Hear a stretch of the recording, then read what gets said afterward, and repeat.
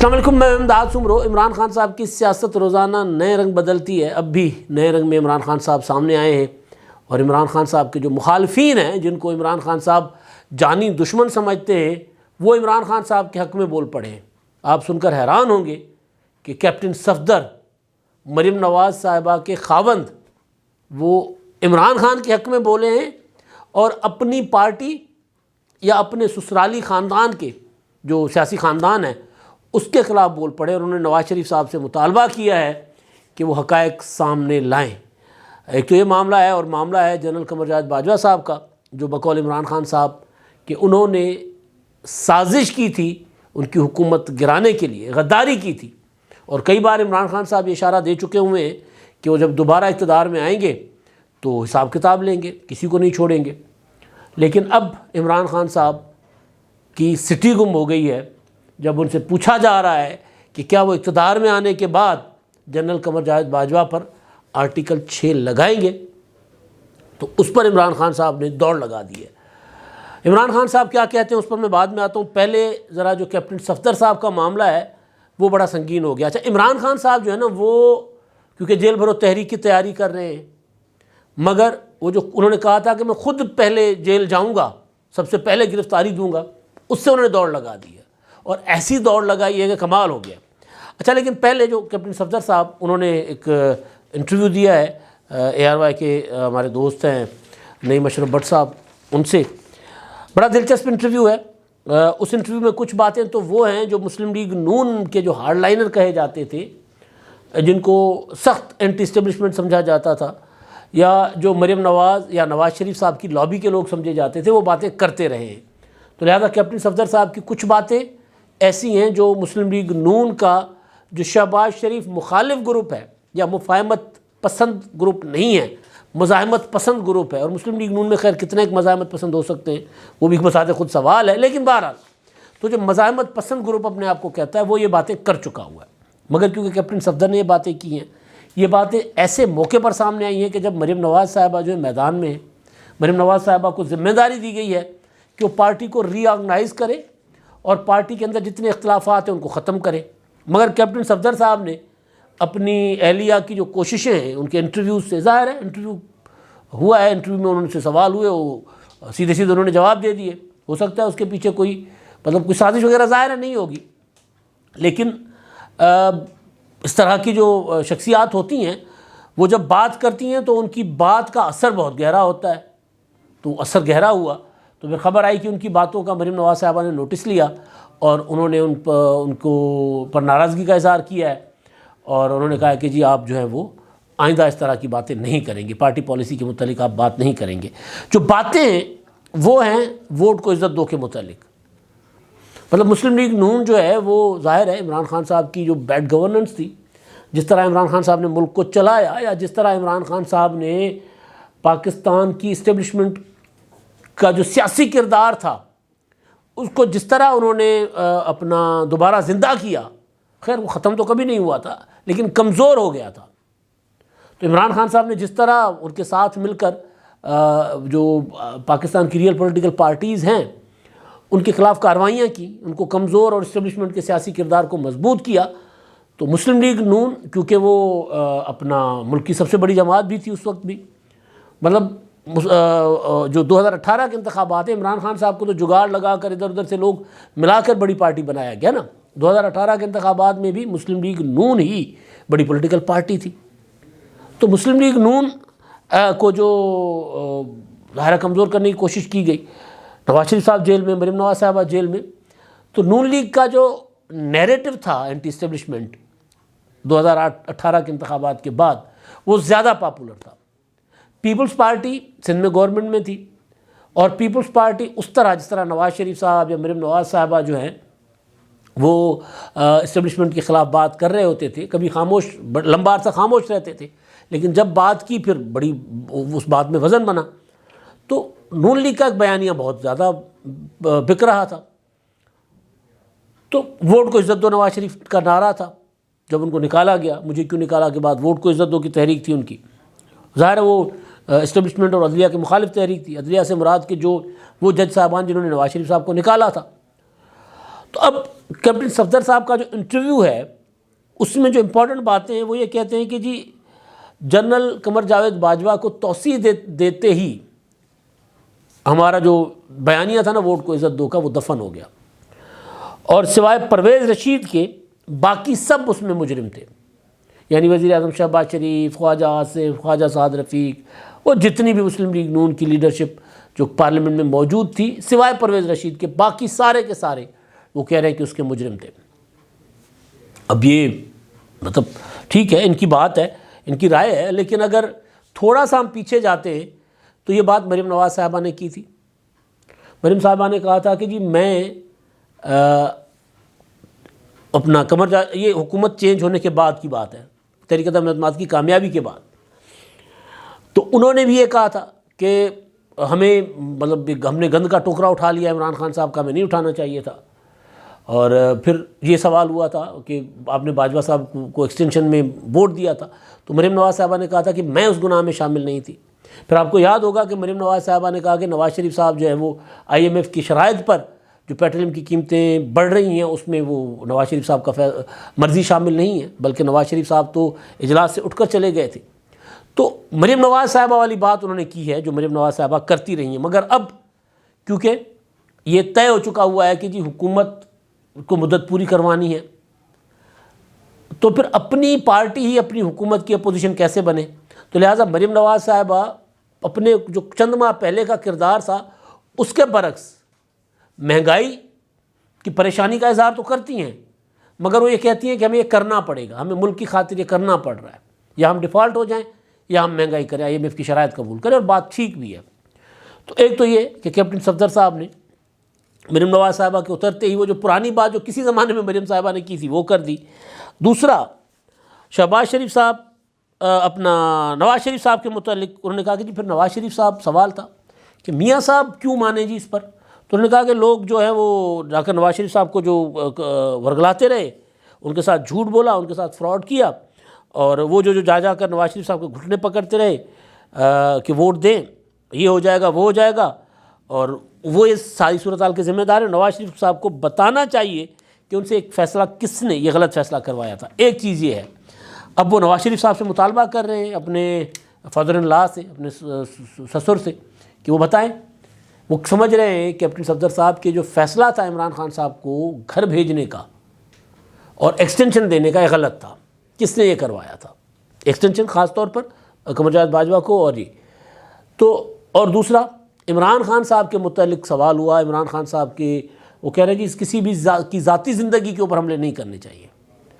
عمران خان صاحب کی ذات پر جو کیچڑ یا جو ان کے خلاف باتیں کی جا رہی ہیں ذاتی نوعیت کی، وہ نہیں کی جانی چاہیے۔ تنظیم سازی تو ہماری جماعت کے اندر بھی ہوتی رہی ہے، گندے لوگ تو ہمارے پاس بھی ہیں۔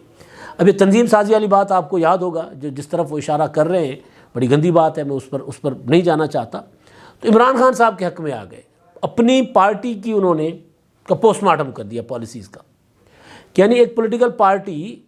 جو آرمی چیف کے اتنے بڑے عہدے پر جو ایکسٹینشن کا فیصلہ کرتی ہے، ووٹ دیتی ہے، اور اس پارٹی کے خاندان کے یعنی لیڈرشپ کے خاندان کے اہم ممبر جو ہیں وہ یہ کہتے ہیں کہ جی جو ہمارا لیڈر یعنی نواز شریف قائد، وہ ورگلائے گئے تھے، وہ بہلاوے میں آ گئے تھے، ان کو بہلایا پھسلایا گیا تھا۔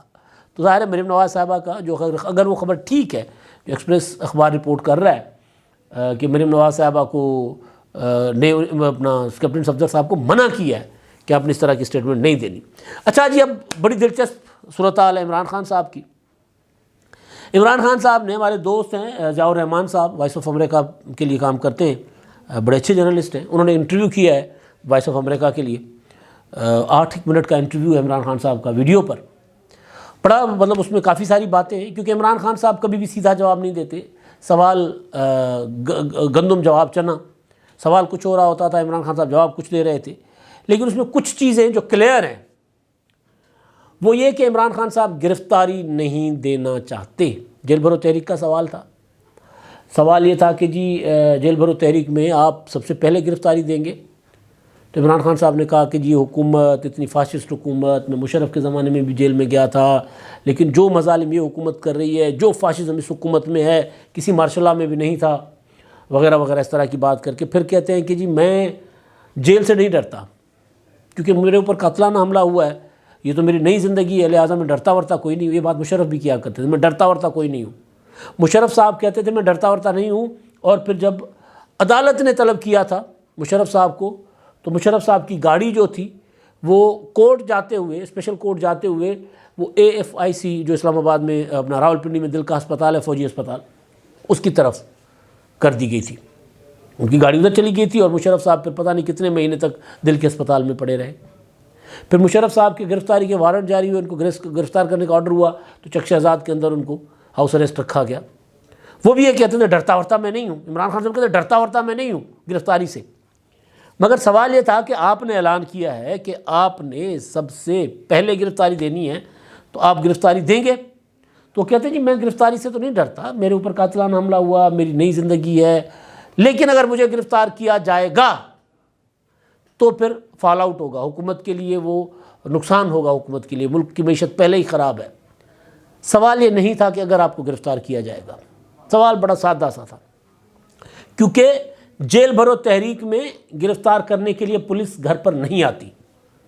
جیل بھرو تحریک کے لیے گرفتاری تھانے جا کر دی جاتی ہے، یا جو قانون بنایا جاتا ہے، فرض کر لو کہ دفاع 144 نافذ ہے، تو اس کی خلاف ورزی کر کے جا کر کارکن کہتے ہیں جی ہماری قیادت کا آرڈر ہے کہ جیل بھرو تحریک چلانی ہے، یا قیادت خود چلی جاتی ہے کہ جی آؤ میں گرفتار کروں، ہم نے آپ کا ایک قانون توڑ دیا، آؤ گرفتار کر لو ہمیں نہیں مانتے آپ کے قانون۔ یہ طریقہ ہوتا ہے۔ سوال ہے کہ جیل بھرو تحریک میں آپ نے سب سے پہلے گرفتاری دینی ہے کہ نہیں؟ تو جواب ہے کہ اگر مجھے گرفتار کیا گیا تو فال آؤٹ آئے گا، یعنی عمران خان صاحب خود گرفتاری نہیں دے رہے، یہ طے ہے۔ میں نے زمان پارک میں آنے جانے والے کافی لوگوں سے پوچھا کہ کتنا ہے کہ عمران خان صاحب تیار ہیں گرفتاری کے لیے، تو سب نے بتایا کہ عمران خان صاحب بہت سہمے ہوئے ہیں، بہت گھبرائے ہوئے ہیں، بہت ڈرے ہوئے ہیں، اور اسی لیے روزانہ ایک فلر چھوڑا جاتا ہے عمران خان صاحب کے کہنے پر ہی کہ عمران خان صاحب کو پولیس گرفتار کرنے آ رہی ہے۔ مخصوص چینلز روزانہ ایک خبر چلاتے ہیں عمران خان کی گرفتاری کی تیاری، کسی بھی وقت گرفتار ہو سکتے ہیں، آج رات گرفتار ہوں گے۔ تو پھر وہ جو خبر ہے PTI کے کارکنوں کو بیچی جاتی ہے کہ دیکھیں جی ہمارے قائد کو گرفتار کرنے آ رہے، پہنچے کارکنوں کو غیرت دلائی جاتی ہے کہ آپ آؤ۔ اب کارکن بیچارے کب تک غیرت کریں؟ مسئلہ تو یہ ہے نا، لیڈر کہہ رہا ہے کہ میں سب سے پہلے گرفتاری دوں گا، یہ کہہ کر پھر لیڈر پیچھے ہٹ جاتا ہے۔ تو پھر ایک تو یہ بات، دوسری چیز جو اہم چیز تھی وہ اس سے بھی زیادہ وہ یہ تھی کہ جنرل قمر جاوید باجوہ صاحب کے متعلق سوال تھا۔ سوال بڑا سادہ تھا، سوال بڑا سیدھا تھا۔ سوال یہ تھا کہ جنرل قمر جاوید باجوہ نے اعتراف کیا ہے اپنی آخری تقریر میں بطور آرمی چیف، وہ جو نومبر میں میرا خیال ہے 25 یا 26 یا 27 کو انہوں نے تقریر کی تھی، یعنی 29 سے پہلے ایک آدھ دن پہلے کی تقریر ہے، جس میں انہوں نے کہا تھا کہ ہم سے بھی 75 سال میں غلطیاں ہوئی ہیں، ہم نے اپنا کتھارسس کیا ہے، ہم اب غیر سیاسی ہو گئے، ہم نے یہ فیصلہ کیا ہے، ہم اب سیاست میں مداخلت نہیں کریں گے، یہ فیصلہ ہم نے فروری 2021 میں کر لیا تھا۔ باجوہ صاحب کی لمبی چوڑی تقریر تھی، اور عمران خان صاحب کے الزامات کے جواب میں تقریر تھی۔ اس سوال یہ تھا کہ انہوں نے اعتراف کیا کہ ہم سیاست میں مداخلت کرتے رہے، باجوہ صاحب نے تقریر کر کے ٹی وی پر آ کر اعتراف کیا کہ ہاں ہم نے سیاست میں مداخلت کی ہے۔ تو کیا آپ دوبارہ اگر اقتدار میں آتے ہیں تو قمر جاوید باجوہ صاحب کے خلاف آرٹیکل 6 کے تحت کارروائی کریں گے؟ تو عمران خان صاحب کیا کہتے ہیں؟ عمران خان صاحب کہتے ہیں جی باجوہ صاحب نے خود یہ اعتراف کیا ہے کہ جو رجیم چینج سازش تھی وہ ہم نے کی تھی، اور آرمی چیف کے بغیر تو کوئی حکومت ہٹا نہیں سکتا تھا، کوئی گرا نہیں سکتا تھا، تو آرمی چیف نے حکومت گرائی ہے، لہٰذا فوج کو اپنے اندرونی تحقیقات اس معاملے پر کرنی چاہیے، اندرونی طور پر کارروائی کرنی چاہیے، اندر بیٹھ کر انکوائری ہونی چاہیے فوج کے اندر بیٹھ کر۔ پھر وہی بات، سوال گندم جواب چنا، یعنی سوال ہے کہ آرٹیکل 6 آپ لگائیں گے یا نہیں لگائیں گے، کیونکہ وہ اعتراف کر چکے ہوئے ہیں۔ تو آپ یہ کہہ دیں کہ جی وہ جو اعتراف ہے، وہ اعتراف تو انہوں نے کیا، کیونکہ وہ اعتراف یہ تھا کہ ہم عمران خان صاحب کو لائے ہیں، وہ یہ اعتراف تھا۔ تو چلے آپ اس کا جواب نہیں دے رہے تھے، تو آپ یہ کہہ سکتے تھے کہ باجوہ صاحب اب جو روزانہ بیٹھ کر اعتراف کر رہے ہیں، تو اس کی بنیاد پر ہم آرٹیکل 6 لگائیں گے باجوہ صاحب پر، کیونکہ عمران خان صاحب کا دعویٰ یہ ہے کہ یہ جو تحریک عدم اعتماد تھی، بیسیکلی یہ تحریک عدم اعتماد نہیں تھی، یہ ایک سازش تھی۔ آج کل تو عمران خان صاحب کو آئین بہت یاد آیا ہوا ہے، کیونکہ پنجاب کے اور خیبر پختونخوا کے انتخابات حکومت نہیں دے رہی، الیکشن کمیشن نہیں کرنے جا رہا ہے الیکشن، یعنی جب تک گورنر تاریخ نہیں دیں گے الیکشن کمیشن کیسے انتخابات کروائے گا؟ تو اس فرط جذبات میں ٹویٹ کر دیا تھا عمران خان صاحب نے کہ قائد اعظم نے آئین بنایا تھا، اس لیے ہم آئین کے اوپر بھی، قائد اعظم نے آئین نہیں بنایا تھا، نہیں ان کو وقت نے مہلت دی تھی، نہیں بنا سکے تھے آئین، جو بھی وجہ تھی نہیں بنا سکے تھے، اللہ کو پیارے ہو گئے۔ تو اب عمران خان صاحب کو جب آئین یاد ہے تو آئین کے اوپر جب عمل کی بات ہو رہی ہے تو جو تحریک عدم اعتماد تھا وہ آئینی عمل تھا، عمران خان صاحب کہہ رہے نہیں وہ سازش تھی۔ تو سوال یہ ہے کہ جس کے اوپر آپ سازش کرنے کا الزام لگا رہے ہیں، اس کا مطلب ہے کہ آپ کے پاس ثبوت ہیں، آپ کے پاس ثبوت ہیں، تو جس کے اوپر آپ الزام لگا رہے ہیں آپ حکومت میں آ کے اس پر آرٹیکل 6 کیوں نہیں لگائیں گے؟ اس سوال پہ آپ ادھر ادھر کیوں جا رہے ہیں؟ آپ کی بولتی کیوں بند ہو رہی ہے؟ کیونکہ سب کو پتہ ہے، عمران خان صاحب کو سب سے زیادہ پتہ ہے کہ وہ قوم کے ساتھ فراڈ کر رہے ہیں۔ جو تحریک عدم اعتماد تھی وہ ٹوٹلی پیورلی ایک آئینی اقدام تھا، عمران خان کی حکومت پر آئینی حملہ تھا، اور آئینی حملے کے ذریعے عمران خان صاحب کی حکومت ختم کی گئی تھی، اس سے زیادہ اس کا کوئی وہ نہیں تھا۔ تو اب عمران خان صاحب جو ہیں وہ اس لیے باجوہ صاحب کے متعلق جب سوال آتا ہے تو سوال گول کر جاتے ہیں۔ اب تک کے لیے اتنا ہی، اللہ حافظ۔